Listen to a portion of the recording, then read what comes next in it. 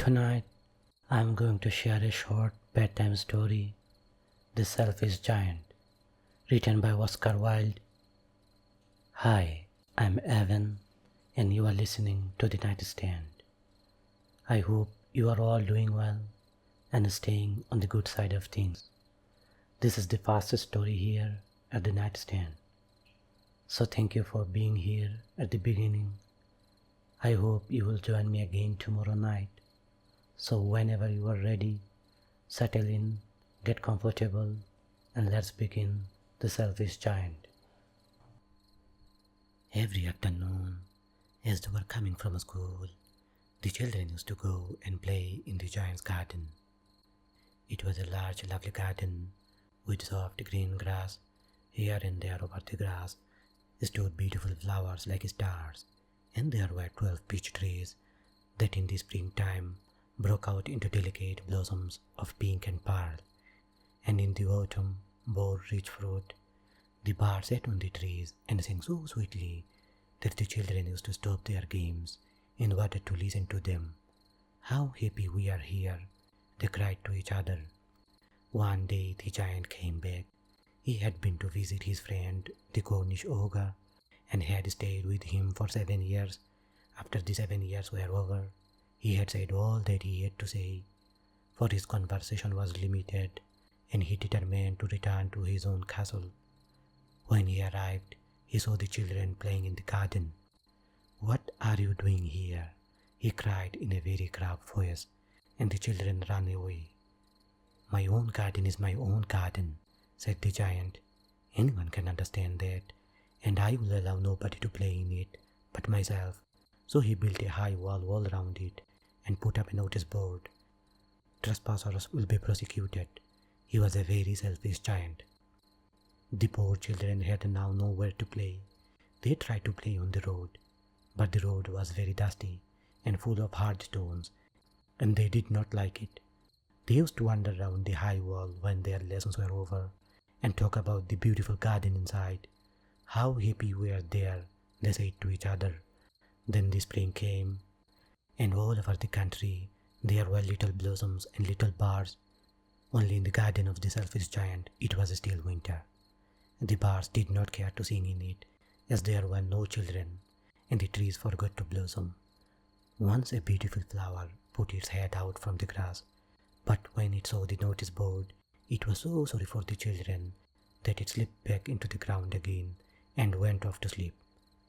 The only people who were pleased were the snow and the frost. "Spring has forgotten this garden," they cried, "so we'll live here all the year round." The snow covered up the grass with her great white cloak, and the frost painted all the trees silver. Then they invited the north wind to stay with them, and he came. He was wrapped in furs, and he roared all day about the garden and blew the chimney pots down. "This is a delightful spot," he said. "We must ask the hail on a visit." So the hail came.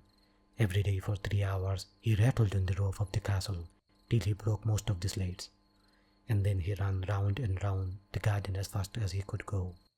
He was dressed in grey, and his breath was like ice.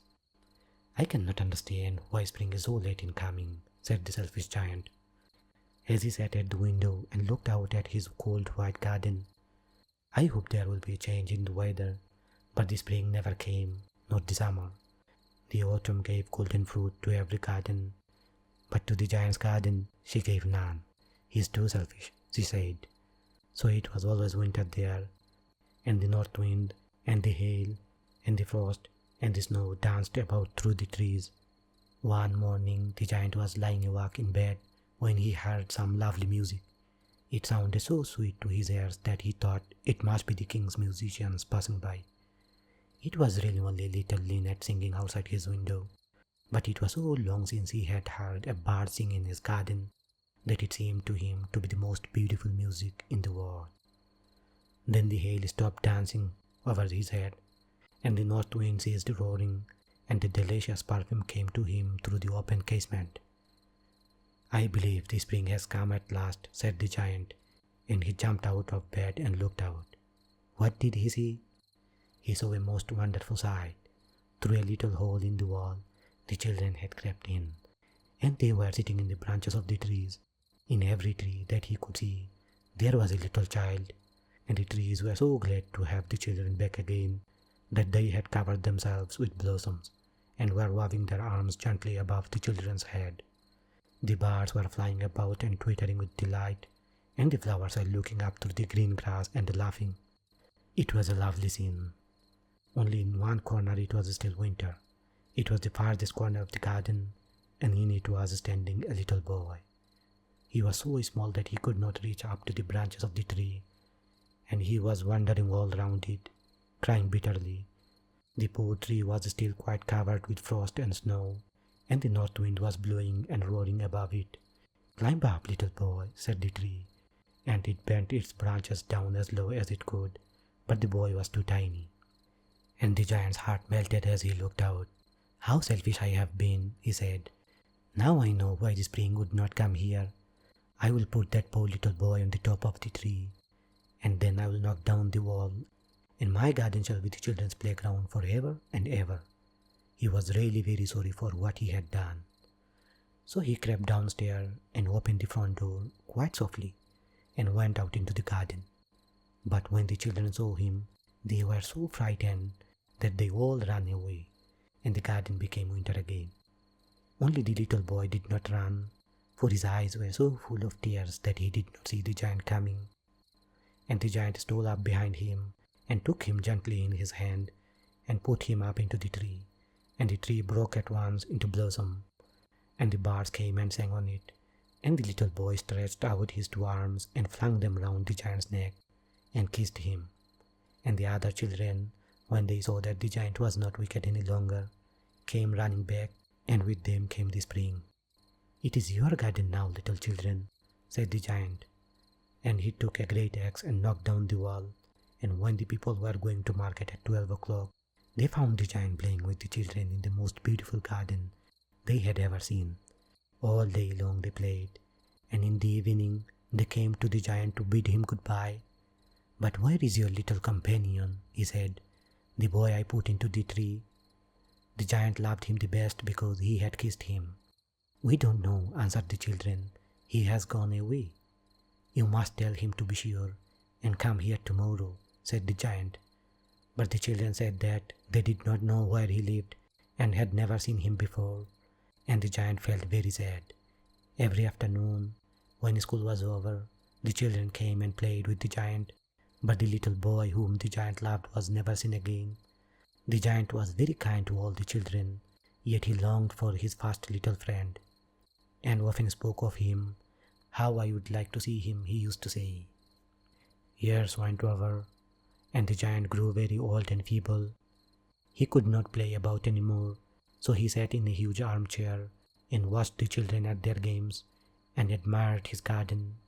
"I have many beautiful flowers," he said, "but the children are the most beautiful flowers of all." One winter morning, he looked out of his window as he was dressing. He did not hate the winter now, for he knew that it was merely the spring asleep, and that the flowers were resting. Suddenly he rubbed his eyes in wonder and looked and looked. It certainly was a marvelous sight. In the farthest corner of the garden was a tree quite covered with lovely white blossoms. Its branches were all golden, and silver fruit hung down from them, and underneath it stood the little boy he had loved. Downstairs ran the giant in great joy, and out into the garden.